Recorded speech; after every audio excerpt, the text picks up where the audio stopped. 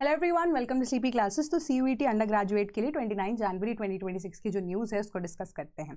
सबसे पहली न्यूज़ है कि गवर्नमेंट स्ट्रीमलाइन कर रही है process to get green consent. Green consent का एक बेसिक सा मतलब यहाँ पर क्या है कि इन्वायरमेंट से रिलेटेड जितने भी अब कंसेंट है उसके ऊपर जो मेजर्स हैं वो स्ट्रिक्ट किए जाएंगे। तो अब आपको यहाँ पर ये देखना है इंपॉर्टेंट चीज़ें क्या क्या हैं कि अब पहली चीज़ तो एक सिंगल एप्लीकेशन इंट्रोड्यूस की गई है किसी भी तरह की क्लियरेंस अगर आपको चाहिए होगी। इसके अंदर एयर एंड वाटर एक्ट्स के लिए एक ही सिंगल जो आप कह सकते हो एप्लीकेशन है वो लगेगी। देन उसके बाद वेस्ट मैनेजमेंट के जो रूल्स हैं उसको अधेयर करना पड़ेगा, उसको फॉलो करना पड़ेगा स्ट्रिक्टली। तो अब यहाँ पर एप्लीकेशंस किसको दी जाती हैं? ये वाली स्टेट पोल्यूशन कंट्रोल बोर्ड्स को दी जाती है। ठीक है, उसके अलावा आपको ये देखना है कि जो स्टेट पोल्यूशन कंट्रोल बोर्ड है एंड जो रिलेटेड कमिटीज़ हैं वो अब इन एप्लीकेशंस को प्रोसेस करेगी और इंस्पेक्शंस को कंडक्ट करेगी। तो मतलब एक तरह से एक सिंगल विंडो सिस्टम है, इसको इंट्रोड्यूस किया जा रहा है ताकि जो क्लियरेंसेज हैं एक ही बार में दी जा सके।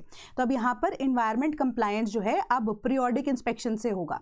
तो अब इन केस अब आपका कोई भी ऐसा आपने इनिशियली परमिशन तो ले ली है, उसके बाद आपकी जो इंस्पेक्शंस कंडक्ट होंगी उसके बाद आपका जो लाइसेंस है वो भी कैंसिल हो सकता है ड्यू टू वायलेशंस। तो अब यहाँ पर क्या है कि कैटेगराइजेशन के अकॉर्डिंगली आपकी जो इंडस्ट्री है जिसके अंदर आप डील कर रहे हो आपको एक सिंगल परमिशन लेनी पड़ेगी, बट इंस्पेक्शंस रेगुलरली होंगी तो आपको वायलेशंस जो है वो इंडिपेंडेंटली यहाँ पर झेलनी पड़ेंगी। ठीक है, कि परमिशन एक सिंगल होगी बट वायलेशन जिस हिसाब से होगी उस हिसाब से आपको यहाँ पर अकॉर्डिंगली पे करना पड़ेगा, या फिर हो सकता है आपकी कंपनी भी बंद की जा सके। ठीक है, तो ये सिंपल यहाँ पर बात थी। Then Punjab clinches the team title for national junior judo. ठीक है, तो नेशनल जूनियर जूडो उसका अब आप कह सकते हो कि सबसे ज़्यादा यहाँ पर जो मैचेस हैं या जो इवन कॉम्पिटिशन हैं वो पंजाब ने जीते हैं। ठीक है, एंड कहाँ पर? हावड़ा के अंदर, वेस्ट बंगाल के अंदर इस बार ये ऑर्गेनाइज किया गया था, that is national junior judo championship. And second position पे कौन आया है? चंडीगढ़ आया है। 3 गोल्ड मेडल्स के साथ चंडीगढ़ है, 4 गोल्ड मेडल्स के साथ यहाँ पर कौन है? पंजाब की टीम है। Then Vijay Merchant trophy cricket से रिलेटेड है, उसमें मुंबई जीती है। ठीक है, मुंबई अब सिंगल हैंडेड अलग से खेलती है, महाराष्ट्र का ऑल टुगेदर जो रिप्रेजेंटेशन था वो अलग था। तो मुंबई फर्स्ट पोजीशन पे, second followed by Maharashtra, then Gujarat. ठीक है, तो अब यहाँ पर जो मैचेस हैं वो कहाँ ऑर्गेनाइज हुए थे? महाराष्ट्र के अंदर ही हुए थे ऑर्गेनाइज। स्पेसिफिकली इस चीज़ को ध्यान में रखना। Then 66% sanitation workers in central government from Supreme Court कह रही हूँ, from schedule caste, schedule tribes, OBC groups, DOPT department. तो अब डीओपीटी डिपार्टमेंट क्या होता है? डिपार्टमेंट ऑफ पर्सनल ट्रेनिंग होता है ये। ठीक है, तो अब यहाँ पर आप कह सकते हो कि जो प्राइम मिनिस्टर है डायरेक्टली उनके पास ये पोर्टफोलियो दिया जाता है। तो अब इनकी ना रिपोर्ट यहाँ पर पीरियोडिकली रिलीज होती है। तो पहली बार उन्होंने ये रिपोर्ट जो है बेस्ड ऑन कास्ट रिलीज की है, पहली चीज़ ये। बट अब आपको बस इतना चीज़ पे ध्यान रख देना है कि 66% ऑफ द सैनिटेशन वर्कर्स जो हैं वो अब किससे कैटेगरी से ही बिलोंग करते हैं। वेयर एज ग्रुप ए और बी के अंदर अगर हम देखें जो सैनिटेशन वर्कर्स हैं वो ग्रुप सी के अंदर स्पेसिफिकली जिसके अंदर सैनिटेशन वर्क इन्वॉल्व होता है वो है। एंड ग्रुप सी की अदर नॉन सैनिटेशन जॉब्स जो हैं वो भी होती हैं, बट उसके अंदर भी एससी एंड एसटी का जो रिप्रेजेंटेशन है वो ज्यादा है as compared to group A and B categories. ठीक है, तो आपको सिर्फ न्यूज के अंदर यही चीज देखनी है। Then NHRC discusses rights violations during disability certificate reverification. तो एनएचआरसी क्या है? नेशनल ह्यूमन राइट्स कमीशन है। तो जब हम नेशनल ह्यूमन राइट्स कमीशन की बात करते हैं तो नेशनल ह्यूमन राइट्स कमीशन जो है इंडिया में एक सबसे पहली बात तो स्टैट्यूटरी बॉडी है। अब स्टैट्यूटरी बॉडी क्या होती है? स्टैट्यूटरी बॉडी इज कि जहाँ पे किसी को कोई ऐसी बॉडी जिसको स्टैट्यूट के अगेंस्ट यहाँ पर बनाया जाता है। अब स्टैट्यूट क्या होता है कि किसी तरह का लॉ एक्ट जो है वो पास कराया जाता है। एक होती है हमारे पास constitutional body. Constitutional body is कि जो कॉन्स्टिट्यूशन के द्वारा बनाई जाती है। ठीक है, जैसे फाइनेंस कमीशन की जब हम बात कर रहे हैं ना, तो ये सारी चीज़ें जो है कॉन्स्टिट्यूशन के अंदर डायरेक्टली मेंशन्ड अगर होती है तो उसको हम कॉन्स्टिट्यूशनल बॉडी बोलते हैं। अगर स्टैट्यूटरी बॉडी कोई कैसे होती है? जब कोई स्टैट्यूट है उसके अगेंस्ट कोई एक्ट पास किया जाता है उसको स्टैब्लिश करने के लिए। ठीक है, तो जब हम NHRC national human rights commission की बात करते हैं तो इंडिया के कॉन्टेक्स्ट में एक स्टैट्यूटरी बॉडी है।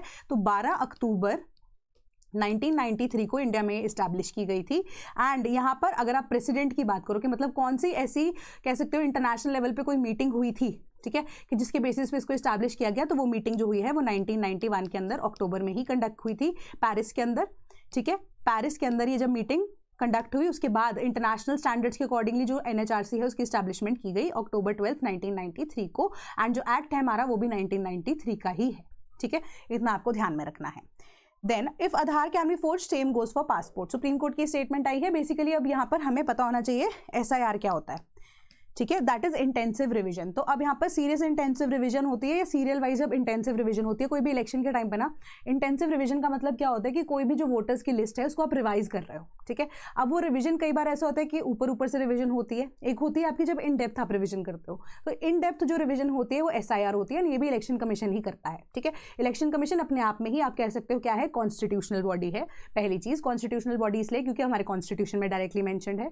दूसरी चीज इसलिए कि अब जो इंटेंसिव रिवीजन या इवन इलेक्शन से रिलेटेड जो भी प्रोसीजर है वो एक ऑटोनॉमस बॉडी की तरह इंडिपेंडेंटली मतलब काम करते हुए इलेक्शन कमीशन कंडक्ट करता है। तो अब SIR जब उन्होंने यहाँ पर कंडक्ट किया तो बहुत सारे ऐसे डॉक्यूमेंट्स को लेकर प्रॉब्लम क्रिएट होगी, फॉर एग्जाम्पल आधार, ठीक है। तो उन्होंने सेट ऑफ 11 ऐसे डॉक्यूमेंट्स बोले जिसके अंदर आधार इंक्लूडेड नहीं था, जो आपको वोटर ID के अंदर इंक्लूड करने के लिए बहुत हो, ठीक है। उसके अंदर आधार इंक्लूडेड नहीं था। तो यहाँ पर जो अब एक टसल चल रही है, लड़ाई चल रही है सुप्रीम कोर्ट के बीच में और इलेक्शन कमीशन के बीच में, ठीक है।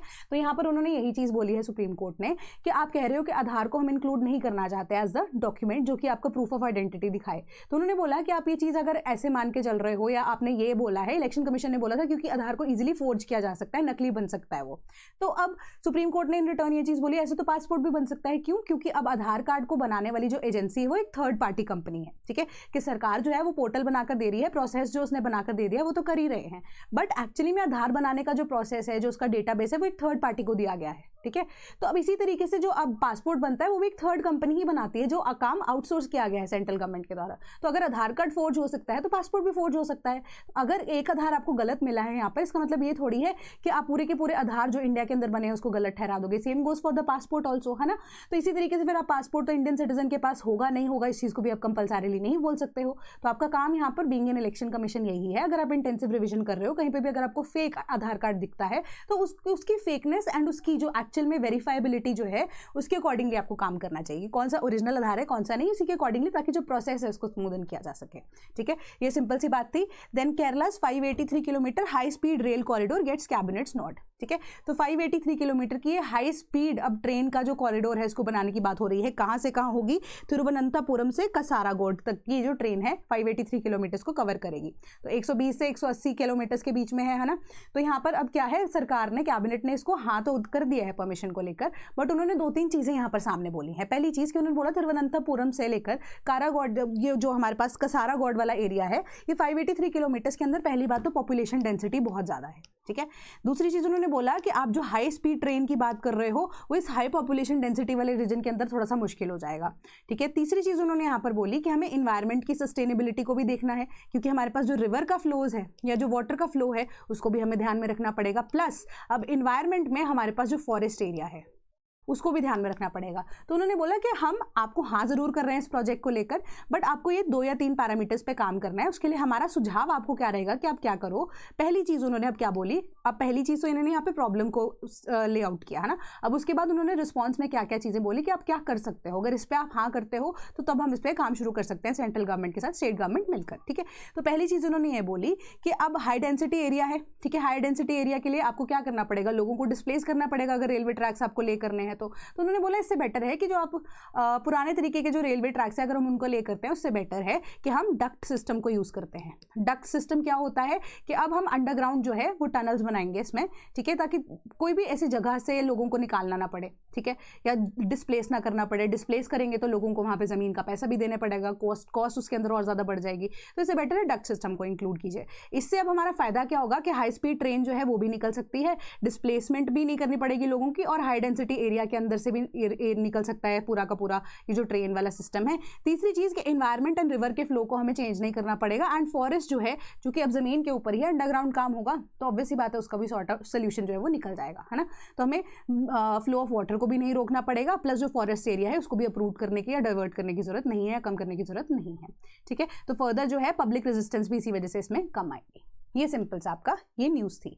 देन CUET अंडर ग्रेजुएट के लिए अगर आप PYQs चाहते हैं for your domain specific subjects for biology, economy, environment, geography, history, polity and sociology, तो हमारे पास ये ई-बुक्स की अवेलेबिलिटी है। एंड 2022 ऑनवर्ड्स जो PYQs हैं वो सॉल्व यहाँ पर आपको दिए गए हैं, NCERT की लैंग्वेज में ही दिए गए हैं, ताकि बोर्ड्स की तैयारी के साथ साथ आप ये देख पाओ कि इन डेप्थ किस तरह के क्वेश्चन यहाँ पर पूछे जाते हैं, ठीक है। तो ये अंडर ग्रेजुएट बुक्स जो हैं ये आपको एक सॉल्व PYQs देगी, जिससे आपकी जो तैयारी है वो अब रोबस्ट तरीके से, ईजी तरीके से हो सकती है। तो आपको करना क्या है, अगर आप इंटरेस्टेड हो इनमें से कोई भी बुक को परचेज करने के लिए, हमारी वेबसाइट दैट इज www.sleepyclasses.com पे आप जाइए। वहां पर आपको मेन ही ऊपर बैनर में दिख जाएगा ई बुक्स का सेक्शन, वहां पे आप क्लिक करेंगे। CUET UG को जब नेविगेट करते हैं तो वहां से आप बुक्स को परचेज कर सकते हो इजीली, ठीक है। अगर आपको नहीं समझ में आ रहा है तो आप हमारे टोल फ्री नंबर 1800-890-3043 पे भी कॉन्टैक्ट करके बोल सकते हो, तो वो आपको हेल्प कर देंगे यहाँ पर कि किस तरीके से आप बुक परचेज कर सकते हो, ठीक है। So that is all from my side today. Thank you so much.